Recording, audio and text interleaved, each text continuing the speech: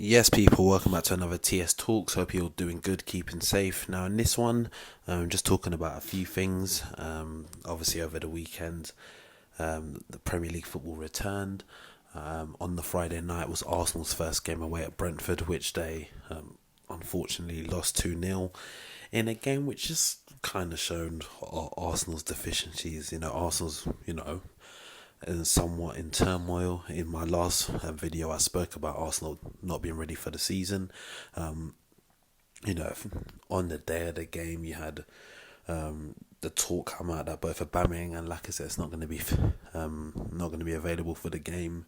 A few hours before the game, you had the announcement that Joe Willock's gone to Newcastle. And with Joe, there's two sides to it. There's the bit that's, he's probably one of our only goal scoring midfielders, so it would have been good to keep him in and around the squad as someone who could get us goals from midfield. But at the same time, I feel under this manager, he isn't going to get the best out of him. Arteta, unfortunately, other than Saka and Smith Rowe, he seemed to have coached the talent out of some of our young prospects, which is a bit concerning. And for Joe, I wish him all the best at Newcastle, and again at the same time, if we kept him this summer, this season, we probably don't get 25 million for him next summer. So I fully see that aspect of it as well. But back to the Brentford game,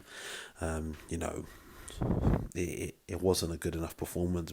Arteta was tactically outclassed, and for many fans, they were done from when they saw Granit Xhaka with the armbands. This is a man, under Emery's reign, told the fans to F off. This is a man that a few weeks ago was all flirting with Roma and lapping up how good of a manager Jose Mourinho is, and saying, "Oh, Arsenal know what I want to do," and now he's here, and Fabrizio's announced that he signed a new contract, but it hasn't yet been announced by the club. So Arsenal was really in turmoil quite a bit. The whole Xhaka situation isn't ideal either. Not to dig Xhaka out, but it's a thing of, I think many people would say that it's the league which exposes Xhaka. You see Xhaka play, for his national side, you see him do really well. I think a league like the Italian league would have suited him well to get the best possible performances possible. But it's possibly just the league here isn't good enough. He's not that isn't good enough for them. It's just he isn't of the level for the league, and that's just my opinion on it. And I said again in the last video, we've replaced Xhaka with Xhaka, and it's not acceptable. The likes of Edu, you got to do something. The whole window has been PR. It's been 1 week this, 1 week that, 1 week this, 1 week that, and now this whole week now is of, Aubameyang and Lacazette might not feature for the Chelsea game. So this falls back to Mikel Arteta and the back end of last season, when we had games that meant nothing because we knew we couldn't qualify for Europe, and he chose not to give Balogun any minutes in those games. But due to crisis on Fridays, actually you're going to start your first Premier League game. He had a good 4 or 5 games towards the back end of last season to give that boy some sort of Premier League experience, and he chose not to do so. And then you try to feed him to the wolves on Friday night. And don't get me wrong, it works one of two ways. On Friday, you could play Balogun and it goes well and he scores a goal, maybe scores 2 goals. Or what happened on Friday happened, and now potentially his confidence might be a bit down from that. But as a club, we've not been ready for the window. We ain't properly prepared for this transfer window, and it's proven clearly.